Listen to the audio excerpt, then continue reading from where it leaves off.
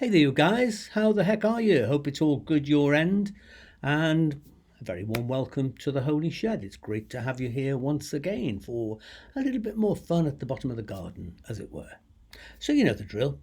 Sit yourself down, kick off your shoes, make yourself at home, and let's have a little bit of fun for a while. Whatever the heck is going on out there, doesn't matter right now. Now, I've said before in the shed that the Christian calendar owes far more to paganism than many Christians are commonly willing to acknowledge, which I find sad.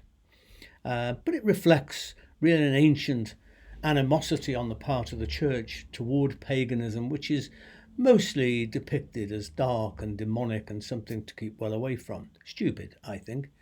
Paganism is basically nature spirituality.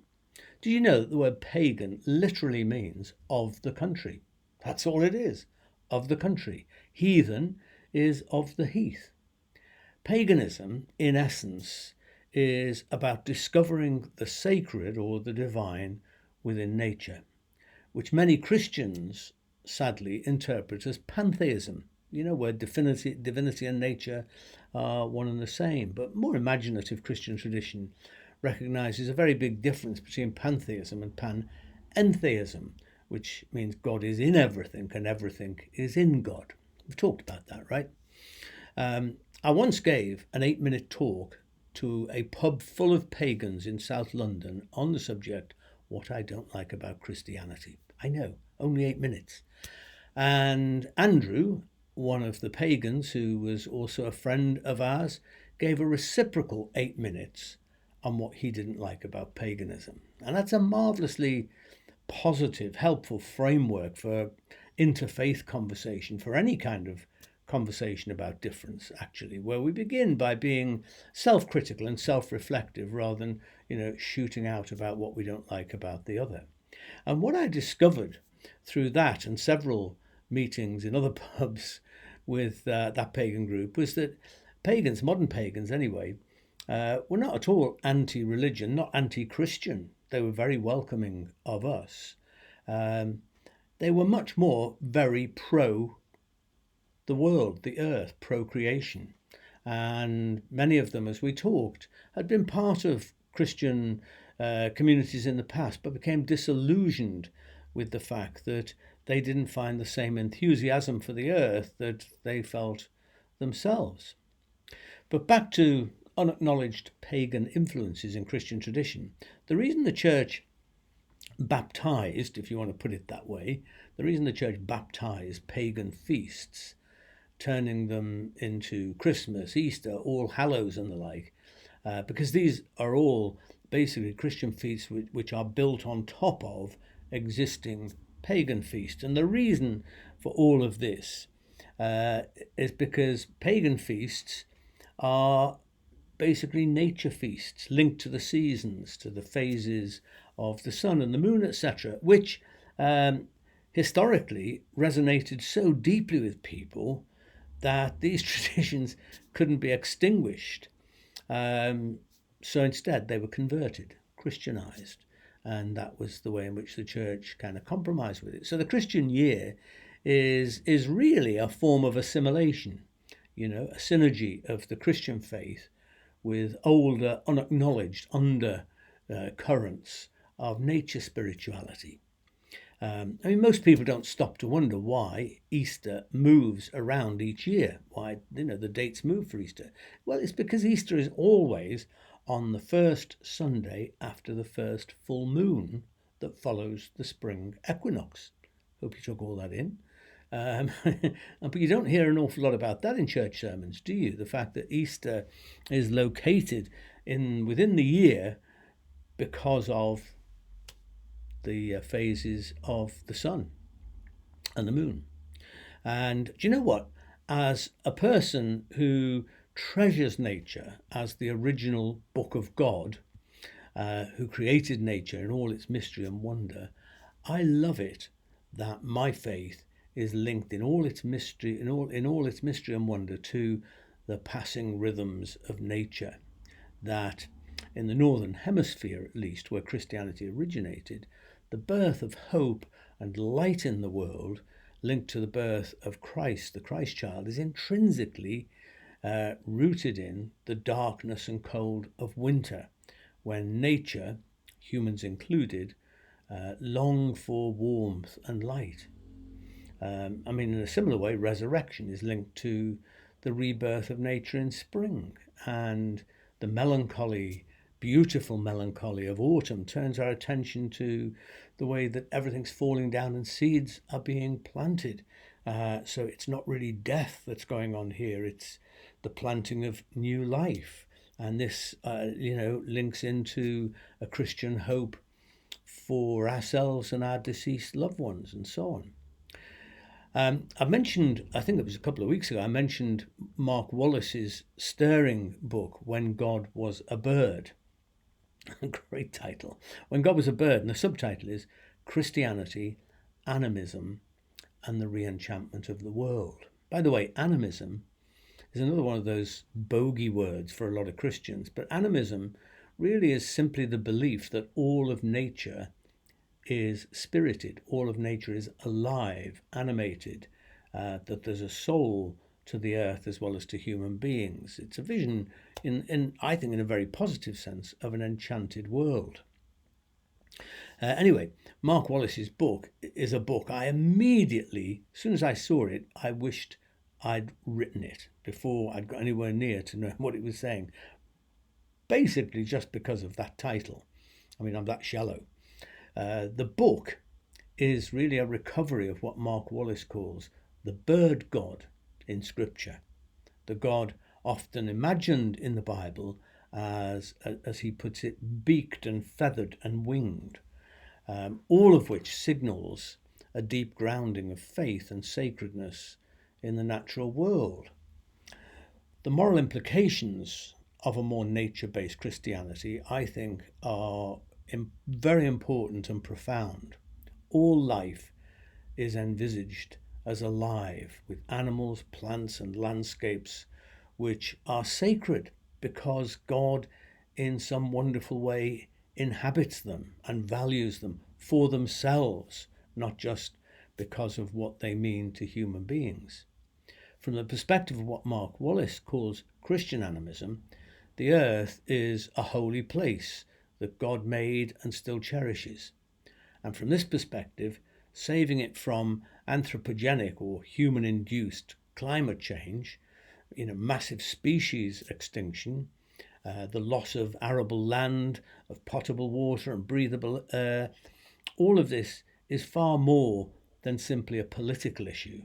It must surely be the innermost passion of all people of goodwill in all faith traditions and none. And I'm so pleased to see that at the present COP gathering, that there seems to be a stronger presence of spirituality and faith in the conversation there than there has been before. And as I heard, I'm not sure who it was, someone speaking on the radio this morning, saying that we need to see that this crisis is not just a physical, biological crisis, it's also a spiritual crisis. It's a crisis of spirit, of the human relationship with the planet having been fractured and damaged because we've lost that spiritual connection with the natural world. So coming back to this season, there is a reason then that Advent and Christmas were situated in the midst of winter by early Christians in the Northern Hemisphere, because winter is a time of pulling back, of reflecting, of looking for hope in the return of the sun. And ancient people would bring evergreen nature into their homes, like candles, and sit around fires to remind themselves that, light and warmth and hope would return, that nothing ever finally dies. And similarly today in churches, this very day around the world, wreaths have been introduced. Advent wreaths and the first Advent candles have been lit. We were doing that earlier on today in our church. And I love the idea of bringing in to the church, bringing into our homes, a piece of nature, a circular wreath of evergreenery to bring the message of God's undying, never-ending love. And soon there will be Christmas trees in churches, covered in light for the very same reason. It's pagan, but it's good, and strongly embedded and linked in with the Christian message of hope. Now, as you know, I've been intending for ages to produce a book of my Holy Shed prayers, and after some publisher frustration, let's leave it there, I've decided that I'm going ahead with publishing it myself, and it'll hopefully be ready in time for a retreat that I'm leading at the Amadown Retreat Centre in Somerset on the 4th to the 6th of March, which I hope lots of you will be able to join me for and attend. I'll say a little bit more about that later on. But here's the thing, as well as prayers, this book will include some short essays and paragraphs linked to the prayers or about the subject of prayer. And what I'm going to do is share a few of these with you as sort of meditations, if you like, during our Advent sessions here in the Holy Shed. So that's what I'm going to do right now. I'm going to share my first one with you, which I am calling A Wing and a Prayer. And I'm just going to put it onto my screen so I can read it. On a freezing night in late February, I swear I heard a bird praying. We were in Devon visiting friends. After dinner, I needed to fetch something from the car. So, pulling my collar up against the chilly air, I made my way to the car park down the road. And that's when the still night was abruptly riven by a vigorous sound of sheer passion. A lone song thrush, perched on a dim street lamp, mottled breast bulging like a chorister, flung its defiant soul into the darkness. For what I felt like an age, but probably lasted 2 or 3 minutes, I stood transfixed by that enchanting little creature, thinking to myself, what could this be if it isn't a prayer of some kind? It was a territorial vigil, someone will doubtless say. I agree, but isn't that too a kind of prayer? I believe nature is the true church, and that birds and trees and flowers and rabbits and even creepy crawlies join the vast congregation whose liturgy is simply being themselves to the greater glory of life, also named God. Of all my spiritual guides, birds are my favourite, though as life progresses, I find myself increasingly enthralled by the wisdom of trees, the elders among us, who for centuries have witnessed human love and hate, ingenuity and stupidity, and still offer shelter, shade, and inestimable beauty. While I was a vicar in North London, Pat and I would frequently wander through Queen's Wood in Highgate. We'd be there most afternoons walking our lovely, adorable dog Woody when he was alive. He too adored the woods. So much undergrowth to explore, to sniff and pee in. So many squirrels to terrorise. 52 acres of ancient woodland. Queen's Wood once formed part of the estate of the Bishop of London. Unlike Highgate Woods, on the opposite side of the road, Queen's Wood is a model of what someone has called benign neglect. Lovely expression. In other words, it's allowed to grow wild, though it's also lovingly and sensitively tended by dedicated volunteers. Our daily walks there were a spiritual practice. Sometimes I would mutter actual prayers as we meandered our way through the woods, especially for bereaved families when I had just taken a funeral. It was a frequent stopping off point on the way home from the crematorium. But mostly the prayers were unspoken, unformed, just felt and trodden in God's own labyrinth. What I love about walking through woodland is the sense of being wrapped around and held by the trees, many of them in Queen's Wood, 400 years old and more, and serenaded by countless birds busying themselves with their joyful, mundane duties. I sometimes thought about holding a church service in the midst of Queen's Wood, but then how could we possibly top the liturgy of life that plays out there every single day of the year?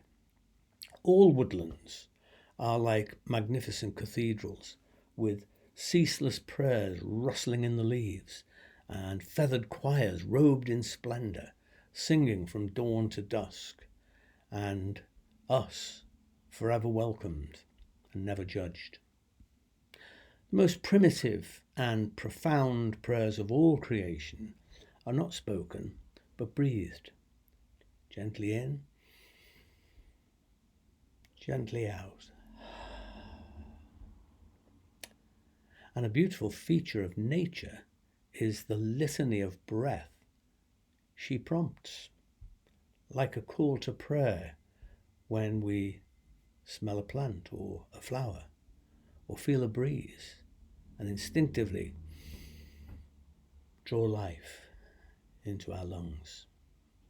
I love churches and cathedrals, the architecture, stained glass and history, the reverberating sound of a choir, the silence when voices are still, the lingering smell of incense used earlier.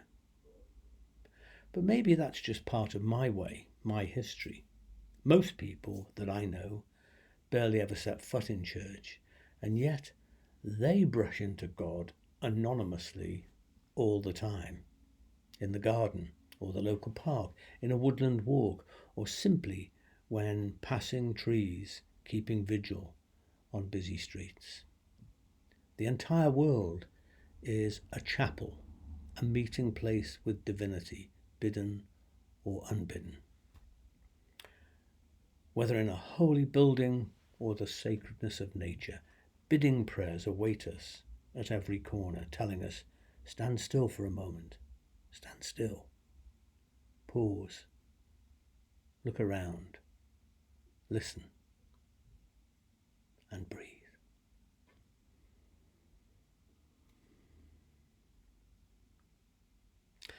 I'd like to, just to conclude that, show you an icon, which is another one of Kelly Latimer's wonderful icons. This is called Christ the Mother Hen, and I just love it, don't you? I love it that Kelly Latimer has given us an object of meditation and veneration of Christ in the form of a mother hen.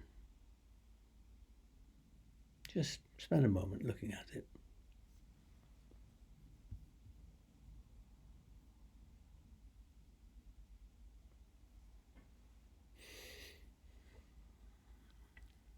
In a church that I visited a number of times in San Francisco, St. Gregory's, a wonderful, wonderful church. When you enter through the front door, you go into a round rotunda sort of space, which is very high, and in the middle of it there's a round altar, and high on the walls all around there is this huge, magnificent burst of colour in an icon of dancing saints all around that the wall of that building. And you know, some of the usual suspects are there. St. Gregory is certainly there, and Mary, the mother of Jesus, and others. But there are other unlikely ones. Malcolm X is there, and Nelson Mandela, and also a dancing bear. Lady Godiva, actually, on a horse. That's an interesting story. But I like the fact that there are animals as well as people who are in that dance of sainthood that you encounter there. We need to rethink where God's presence is really most notably seen and felt in our world. So here's one of the prayers that will be in the book.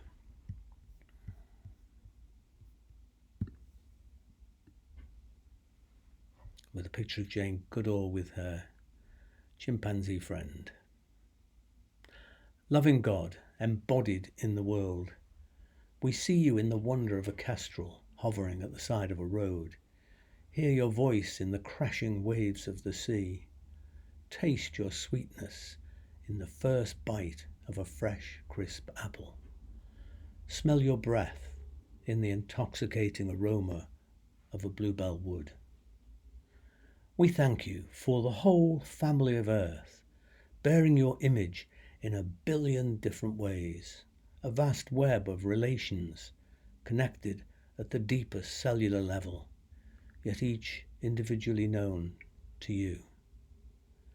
Thank you that we are part of this household. Great apes, 99% our nearest and dearest, but also cats, dogs, chickens and cows, even fruit flies, mice and bananas are not so distant cousins. May we be trustworthy kith and kin to this menage of irreplaceable creatures.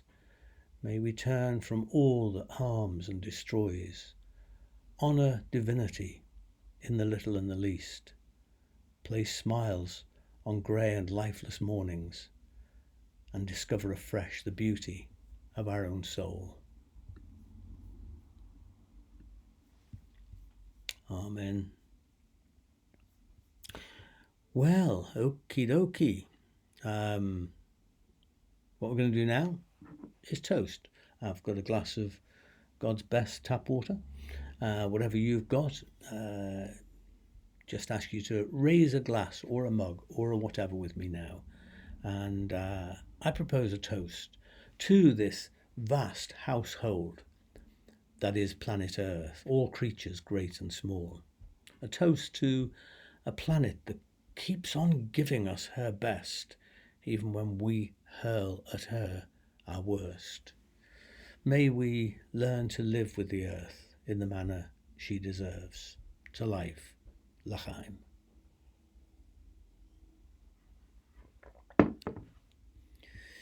Well, there you go.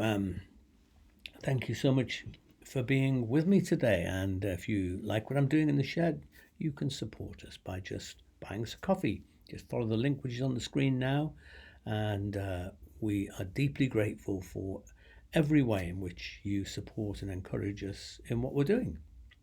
So just back to the Amadown thing a moment. This is just a little reminder really of what I said earlier, that in early March, the 4th to the 6th, I'm leading a retreat at Amadown. If you've never been there, it's such a gorgeous place. I love it to bits. And from the 4th to the 6th, which is a Monday to a Wednesday, I shall be leading a retreat called OMG, Oh My God, A Bad Christian's Guide to Prayer.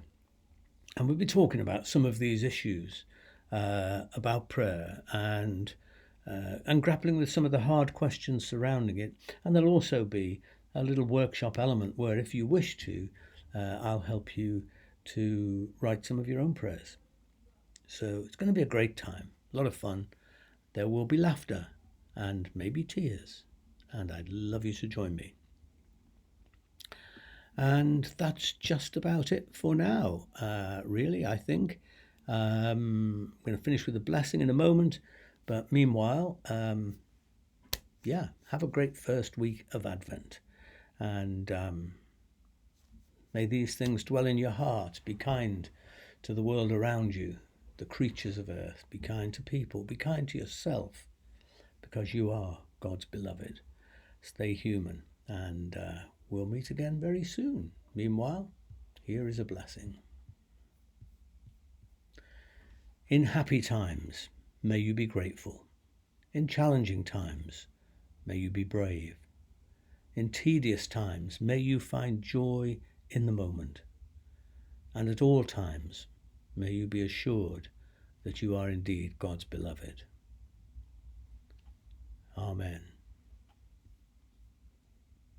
Go well, guys, and I'll see you soon.